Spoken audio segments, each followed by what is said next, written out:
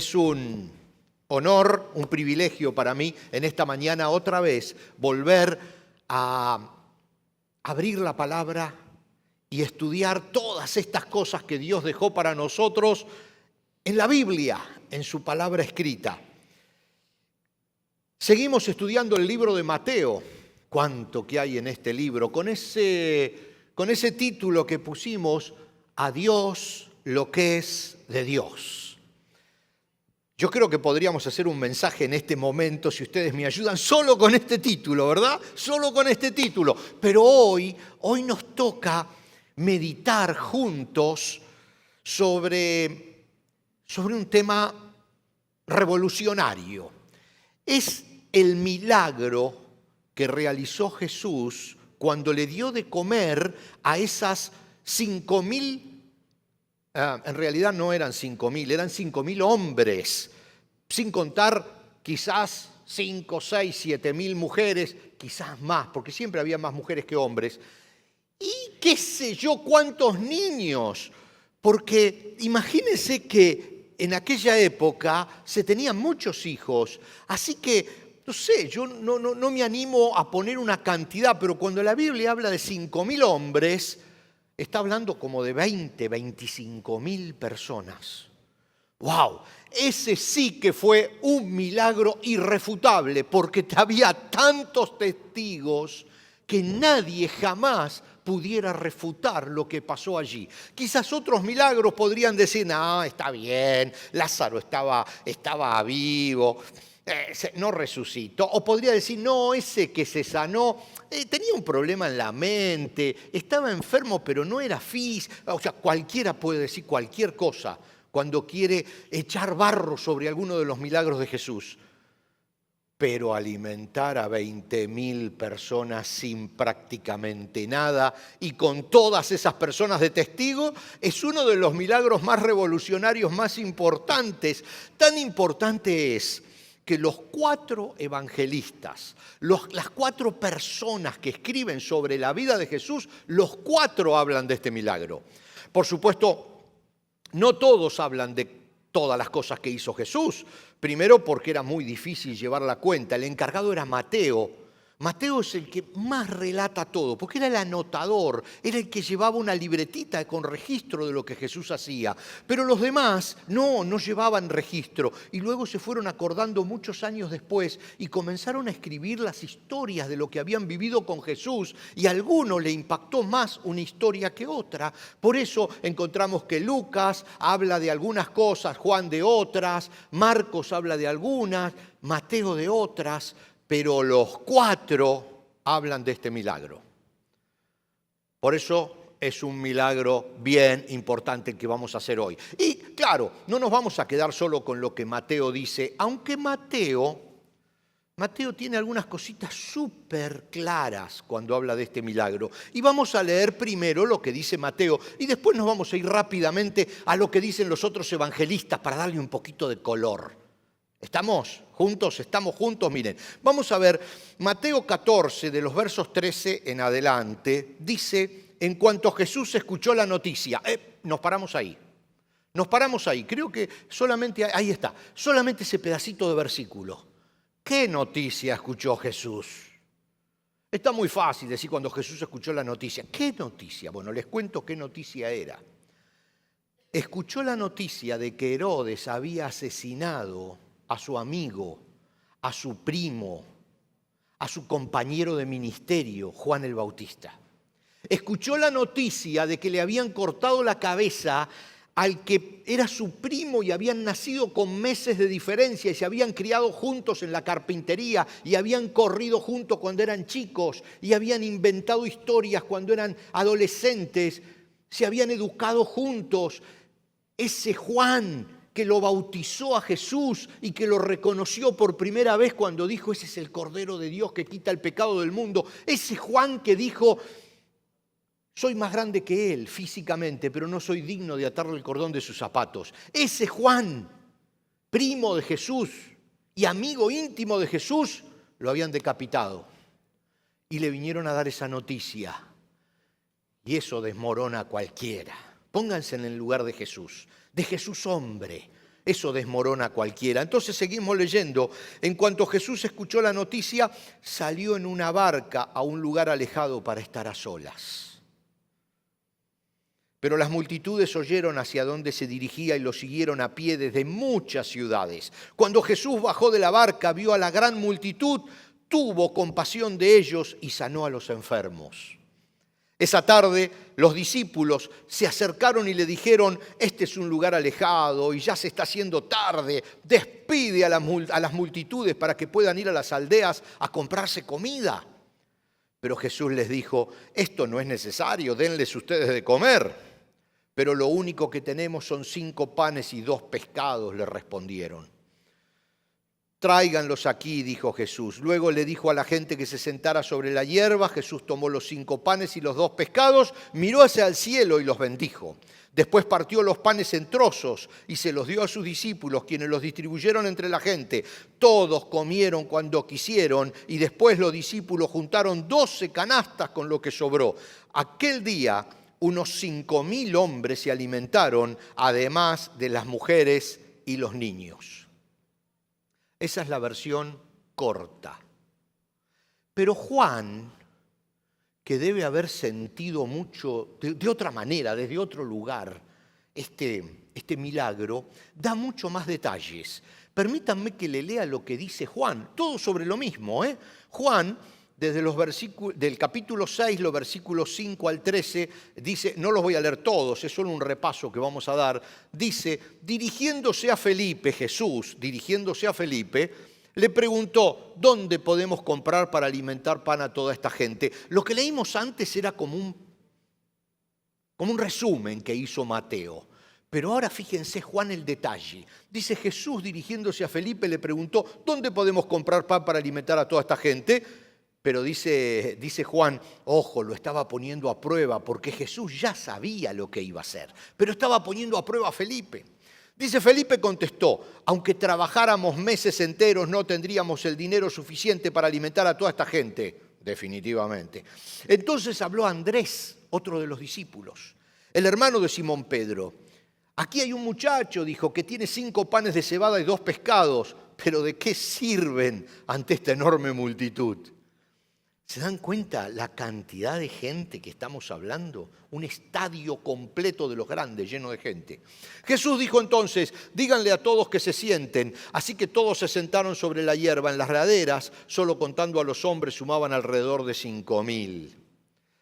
Luego Jesús tomó los panes, dio gracias a Dios y los distribuyó entre la gente. Después hizo lo mismo con los pescados y todos comieron cuanto quisieron. Una vez que quedaron satisfechos, Jesús le dijo a sus discípulos: ahora junten lo que sobró para que no se desperdicie nada. Y entonces ellos juntaron las sobras y llenaron 12 canastos. Acá coinciden con los restos que la multitud había dejado después de comer.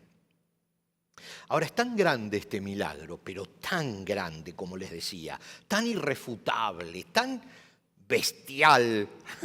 ¿Cómo le vamos a dar de comer? O sea, no tiene... Ahora vamos a hacer algunos detalles, pero es tan grande el milagro que a veces nos oculta la enseñanza.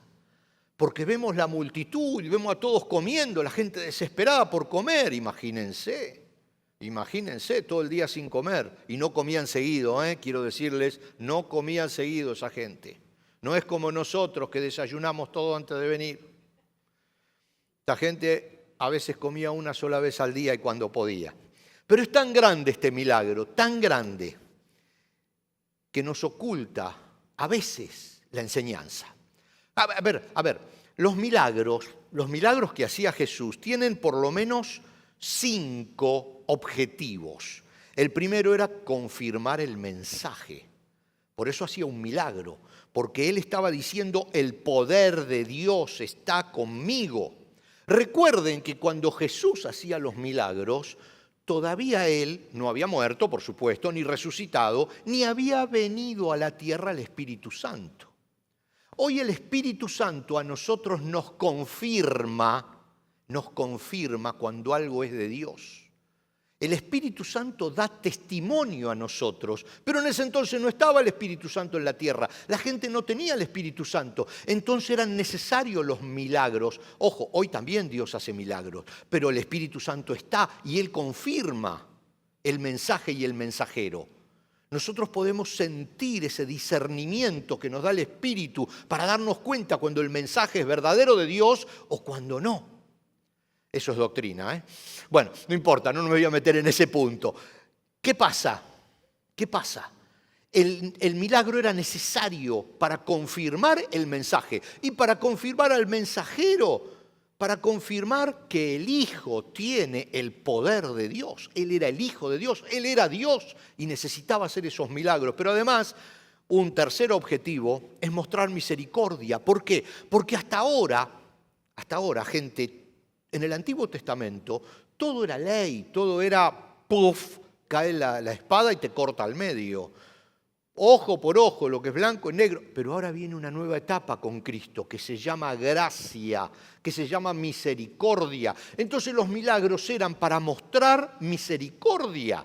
Por eso muchas veces Jesús dice, tus pecados te son perdonados, levántate y camina. Él está hablando de un concepto de misericordia en el Nuevo Testamento y lo estaba poniendo al alcance de la gente a través de los milagros.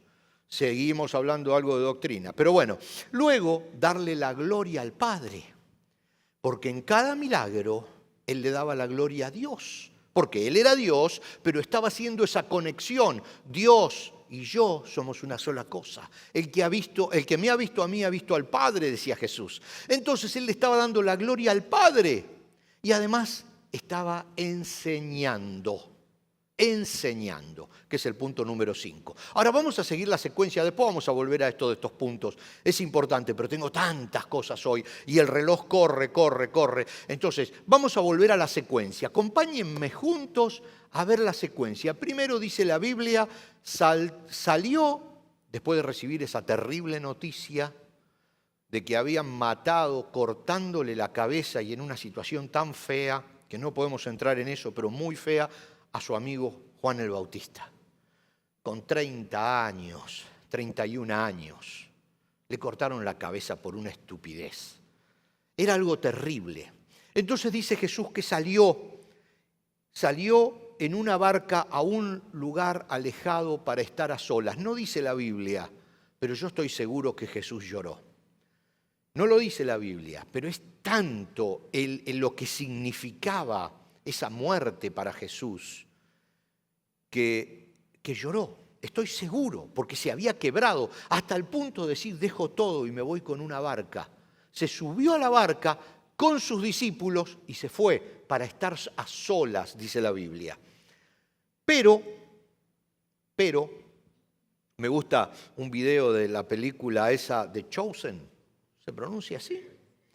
Que claro, como es una película, le tiene que poner un poquitito de sal y pimienta a la historia. Y entonces muestra que la gente se corría la voz entre los pueblos de que Jesús se había ido para estar a solas a cierto lugar. Y se empezó a correr la bolilla y la gente salía de los pueblos. Imagínense esto, un pueblo tenía 300, 400, 500, 1000 habitantes. Todo el pueblo salía para ir a donde estaba Jesús. No un grupo, no los hombres, no las mujeres, no los niños, todo el pueblo, hasta los perros, salían caminando por el desierto para ir a donde estaba Jesús. Pueblos enteros.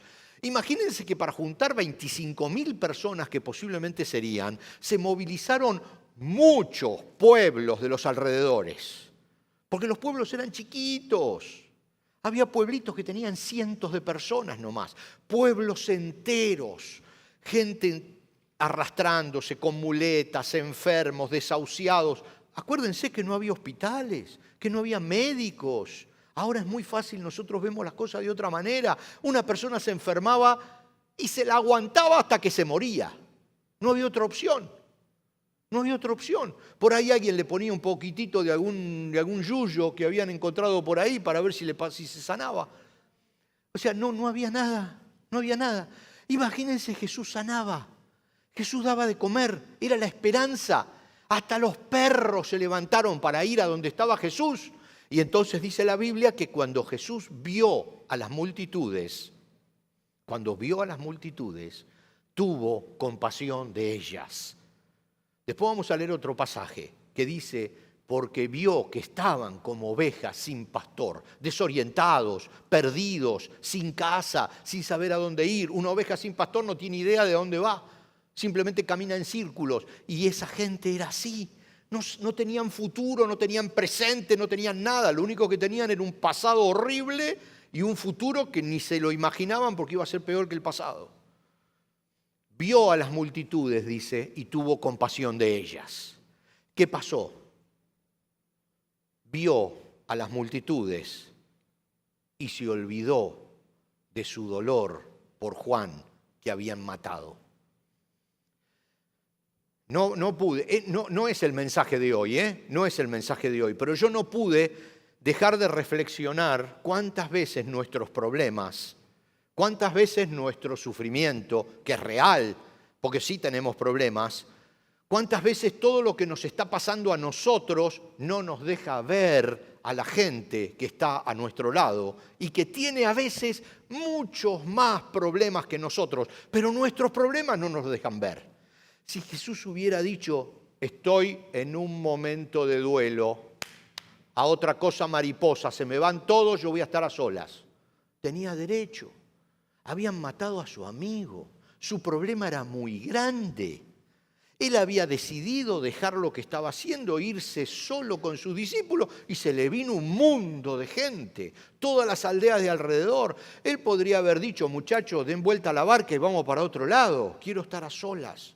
He decidido estar a solas, quiero estar a solas.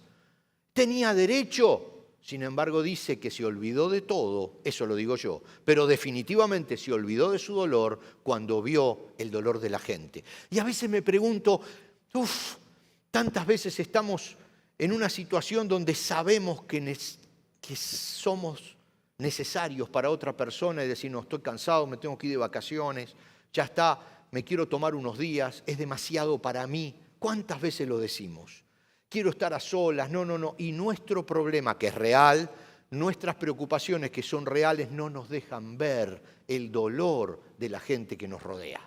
Y Jesús aquí con este ejemplo nos está diciendo, yo dejé de lado todo el peso que tenía por la muerte de mi primo y amigo. Lo dejé de lado todo cuando vi el sufrimiento de la gente. Claro, ese no es el mensaje de hoy, pero solo quería dejarlo como una reflexión, porque nos está llamando Jesús con sus movimientos a movernos como Él se mueve. A decir, llega un momento donde tenemos que mirar a la gente que nos rodea y ver el sufrimiento de esa gente, ponernos en sus zapatos, tener empatía, llorar con el que llora porque la están pasando mal, igual que nosotros, pero nosotros tenemos algo que ellos no tienen, démoselos. No dejemos que nuestro problema nos cierre la ventana de los problemas que están a nuestro alrededor. Marcos, otro de los discípulos que estaba presente, dice, cuando Jesús salió de la barca, Marcos 6:34, vio a la gran multitud y tuvo compasión de ellos, porque eran como ovejas sin pastor, y entonces comenzó a enseñarles muchas cosas. Fabuloso. Pero además de enseñar, hizo milagros. Porque miren lo que dice Mateo, creo que ya lo habíamos leído, pero lo leemos de nuevo. Mateo 14:14 dice, cuando Jesús bajó de la barca, todos hablan de lo mismo, solamente distintas personas. Dice, cuando Jesús bajó de la barca, vio a la gran multitud, tuvo compasión de ellos y sanó a los enfermos. Fíjense que Marcos dice, les enseñó. Y Mateo dice, sanó. ¿Por qué? Porque hizo las dos cosas. ¿Por qué? Porque Jesús, cuando enseñaba, también hacía milagros. Otra vez. ¿Por qué? Porque tenía que confirmar el mensaje, tenía que confirmar el mensajero, tenía que mostrar misericordia y tenía que dar la gloria al Padre. Son los 4 puntos, pero nos quedó uno en el tintero. Nos quedó uno en el tintero y de ese vamos a hablar ahora. Nos perdimos el punto 5. Cuando hablamos antes eran 5 puntos, ahora les mencioné 4. ¿Y qué pasó con el quinto, de enseñarles algo? Ahora viene el quinto. Ahora viene el quinto.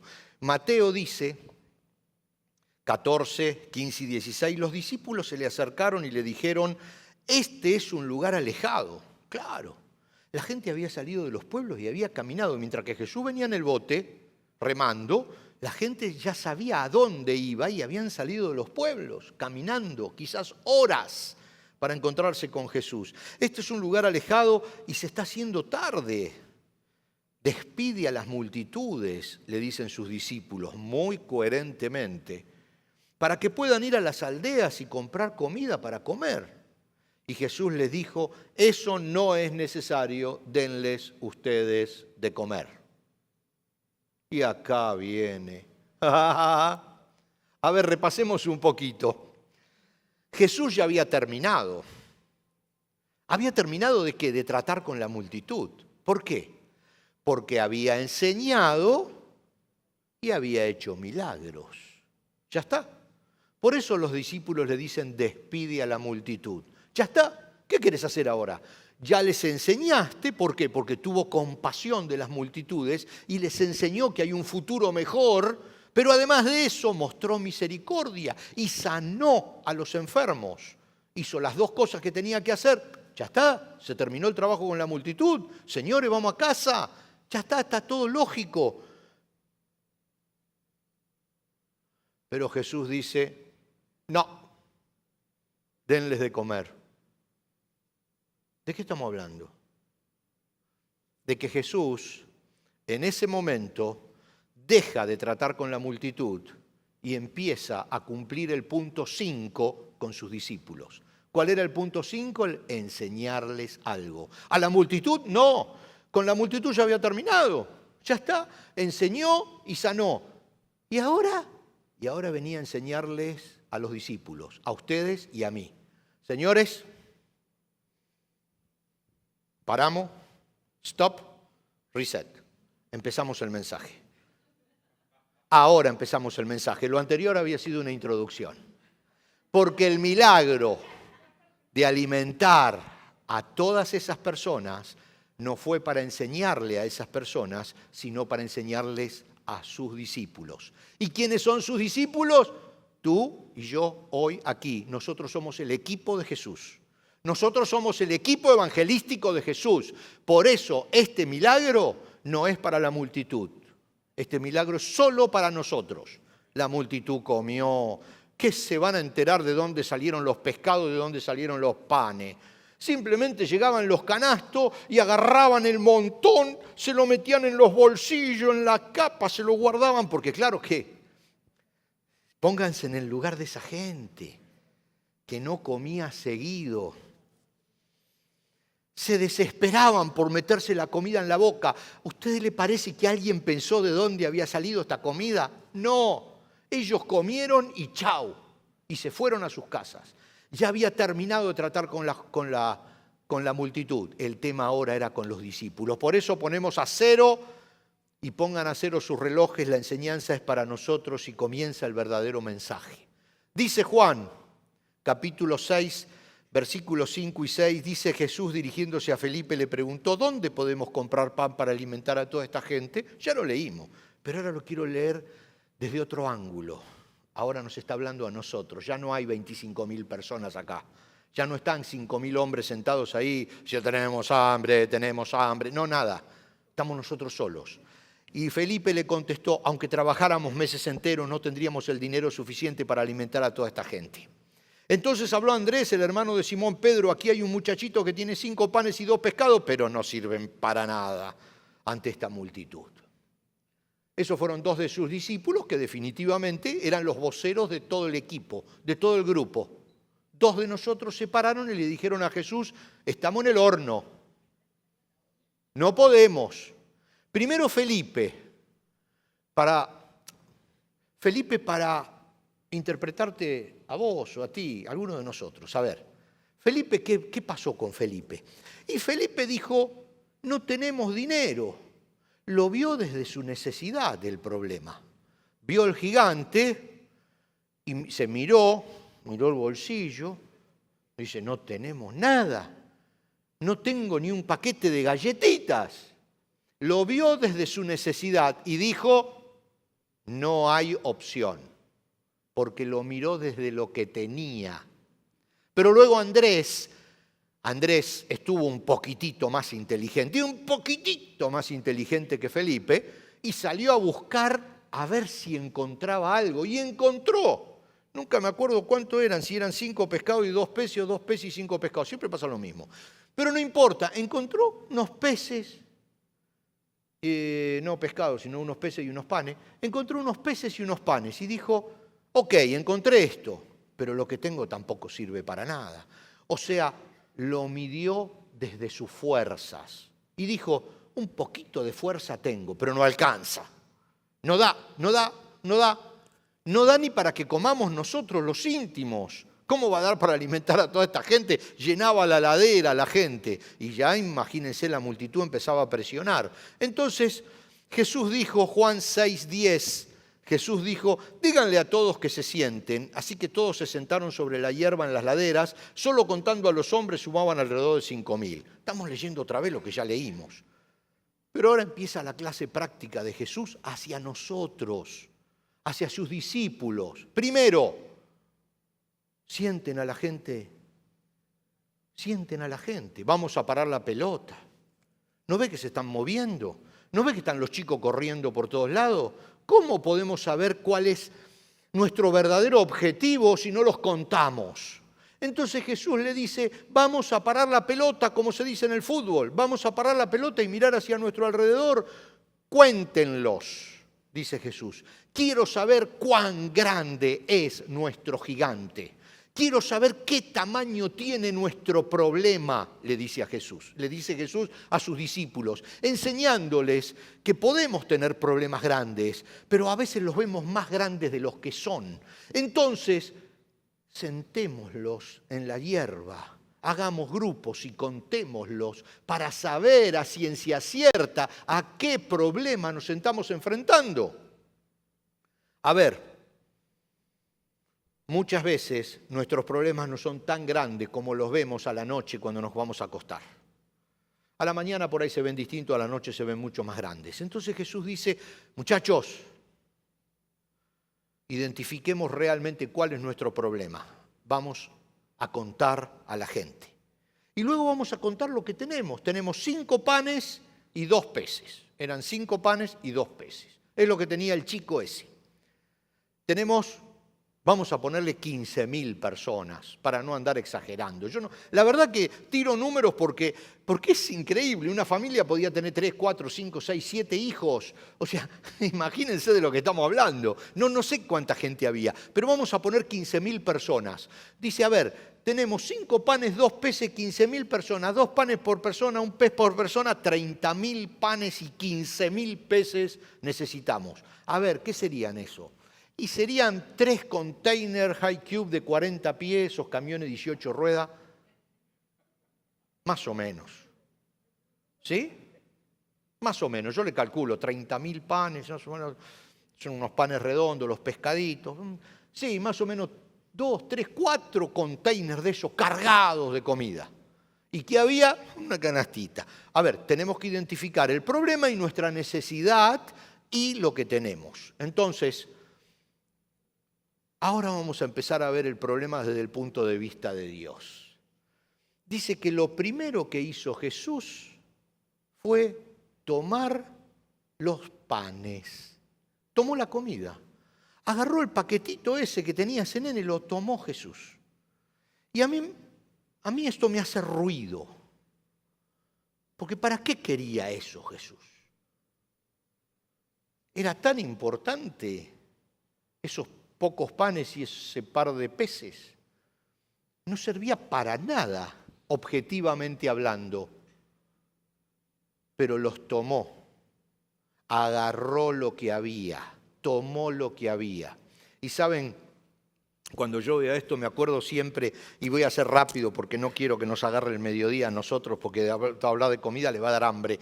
Pero, ¿se acuerdan en el Antiguo Testamento, porque el concepto es el mismo, en el Antiguo Testamento cuando estaba esa viuda, esa gran hambruna que estaba en Israel, o sea, el reino del norte, no Judá, sino la parte norte del territorio de Israel, que se llamaba Israel, había una hambruna absoluta, no llovía, un hambre terrible, y estaba Elías, el profeta Elías, y llega a la casa de una viuda que estaba prácticamente a punto de morirse, una choza, imagínense 4 chapas ahí en el medio del campo, con un hijo, viuda con un hijo, no tenían más comida.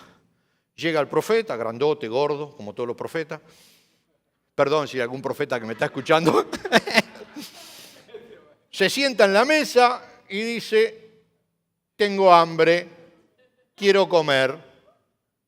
Entonces la viuda, muy respetuosa, le dice, lo vamos a leer, Segunda Reyes 17, 12 al 16. También tráeme un bocado de pan, le dijo el profeta. Pero ella respondió, le juro por el Señor su Dios que no tengo ni un pedazo de pan en la casa, solo me queda un puñado de harina en el frasco y un poquito de aceite en el fondo del jarro. Estaba juntando algo de leña, dice, para preparar una última comida y después mi hijo y yo moriremos. Entonces Elías le dijo, no tengas miedo, sigue adelante y haz exactamente lo que acabas de decir, pero primero cocina un poco de pan para mí. Y luego con lo que sobre, prepara la comida para ti y para tu hijo. Ya suena feo esto, ¿no?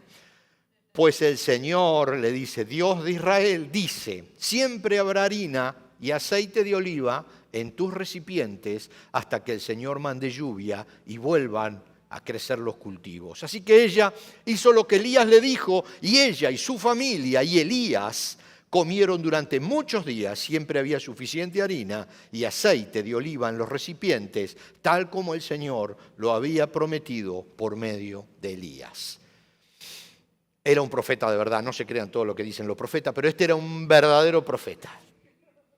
Ahora la pregunta es, no le dijo a la viuda, andá a la alacena, la vas a ver llena de cosas. No. Le dijo, con lo poco que tienes, prepárame la comida y nunca te va a faltar.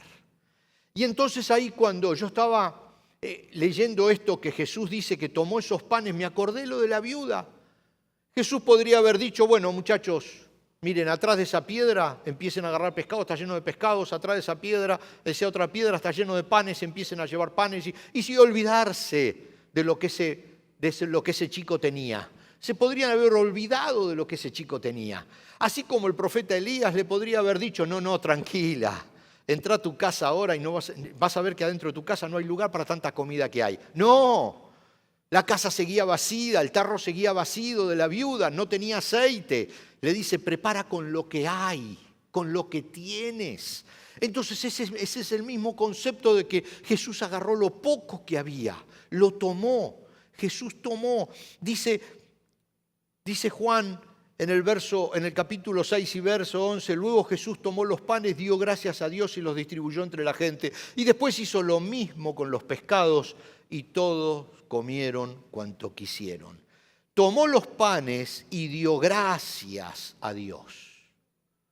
Y ahí nos deja la enseñanza. Dale gracias a Dios por lo que tienes, aunque no sea todo lo que necesitas.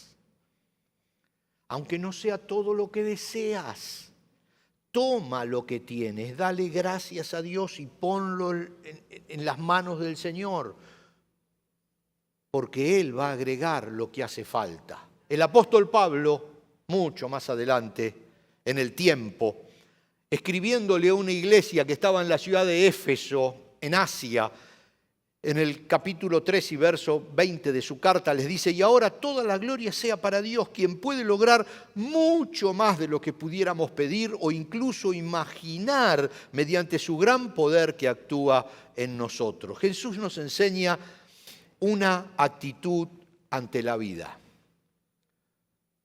Les enseña a los discípulos, acá la multitud ya no sabía lo que estaba pasando, les enseña a los discípulos y nos está enseñando hoy a nosotros.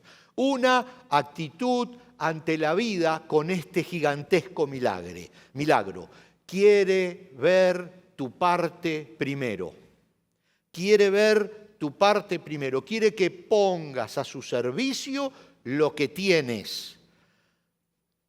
sabiendo que no es todo lo que se necesita, sabiendo, como decía Andrés y Felipe, que no alcanza para nada. No importa, quiere ver tu parte y quieres que vivas agradecido por tu parte. Él agradeció no por las 1.200 o 1.500 canastas de alimento, agradeció por los 5 panes y los 2 peces. Agradeció por lo poco que había.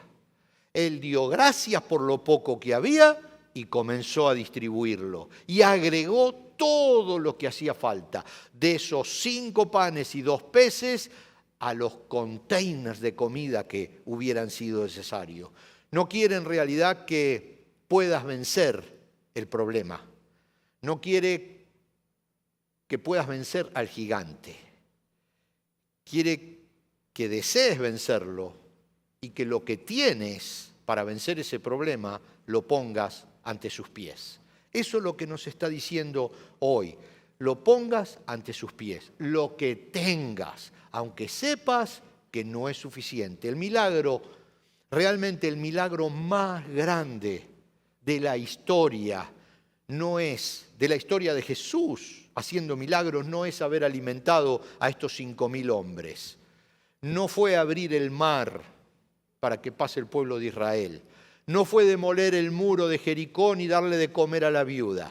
El milagro más grande de la historia es glorificarse cuando logra con lo que tienes hacer lo que necesitas. Es cuando Él en ti hacen lo que es necesario hacer. Vencen al gigante, vencen al problema juntos. Ese es el milagro más grande de la historia. Dios actuando en ti, glorificándose en tu necesidad, cuando con agradecimiento le das lo poco que tienes o lo nada que tienes y le honras. Y como también dice el apóstol Pablo en otro pasaje, mi poder, dice Dios, se perfecciona en tu debilidad. Le dijo Dios al apóstol Pablo y él se lo contó a la iglesia que estaba en Corinto. Ustedes pueden encontrar ese versículo en 2 de Corintios 12:9, cuando Jesús le dice a Pablo, que tenía un problema serio, tranquilo, mi poder se perfecciona en tu debilidad. Y con esto quiero terminar, hay un viejo corito, los que ya somos viejos, nos acordamos de las cosas viejas. Ustedes saben, ¿no? Que uno tiene más memoria de lo que está atrás, digamos que se empieza a achicar la memoria. Uno recuerda mucho las cosas atrás. Y me acordaba de un corito allá anda sabe cuántos años atrás, que no se lo voy a cantar, por supuesto, porque sería una falta de respeto a Yade, lo que se los voy a leer la letra. Y decía, Señor, nada tengo para darte, solamente te ofrezco mi vida para que la uses tú. Señor, hazme hoy un siervo útil que anuncie el mensaje de la cruz.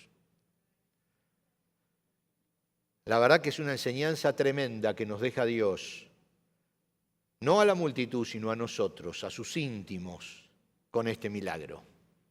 Con este milagro. Dale al Señor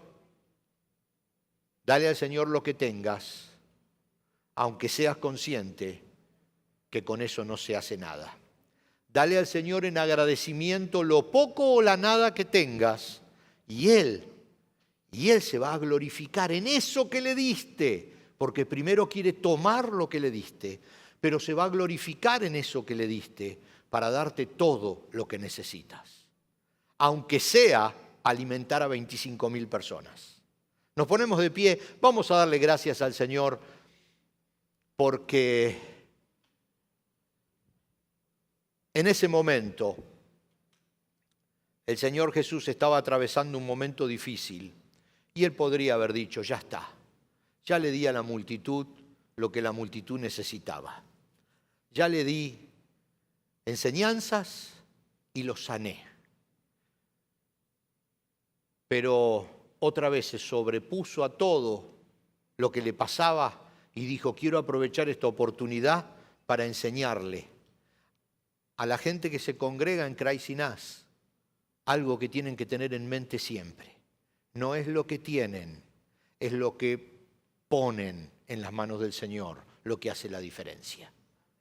Amén. Vamos a orar. Padre, gracias por tu palabra, gracias por el Señor Jesús, que en todo lo que hizo, en todo lo que caminó en esos 3 años, nos dejó una línea recta hacia tu presencia.